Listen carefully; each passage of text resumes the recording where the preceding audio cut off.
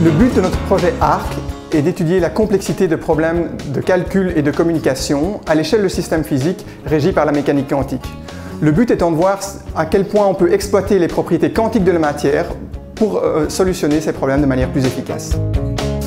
Donc cette question de recherche est l'aboutissement de la rencontre entre deux révolutions du XXe siècle. D'une part, le développement de la mécanique quantique, qui est la physique de l'infiniment petit, du microscopique, et d'autre part, l'avènement de la société de l'information actuelle, l'informatique, Internet et tout ce qui est lié à cela.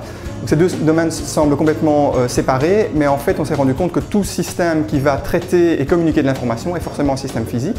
Et donc si on le considère au niveau microscopique, il va être régi également par les propriétés de la mécanique quantique.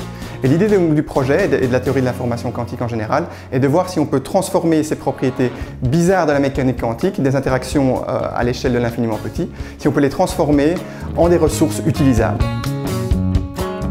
Donc en pratique, nous allons étudier ce qu'on appelle un ordinateur quantique. Un ordinateur quantique est un ordinateur que nous ne sommes pas encore capables de construire, nous n'avons pas la technologie pour le construire, mais malgré tout, nous pouvons déjà étudier d'un point de vue théorique quelle serait sa puissance.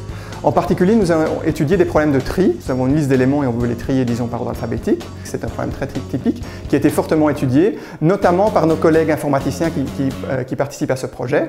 Ils connaissent bien la complexité de ce problème pour un ordinateur classique et l'idée est de voir si un ordinateur quantique permettrait de résoudre ces problèmes de tri de manière plus efficace. Et donc justement, une des idées de ce projet, c'est de combiner l'expertise de différentes équipes. D'une part, les informaticiens et les mathématiciens qui connaissent bien toute la théorie, je dirais, classique de ce problème, et d'autre part, l'expertise d'ingénieurs physiciens qui connaissent bien la mécanique quantique et ses propriétés.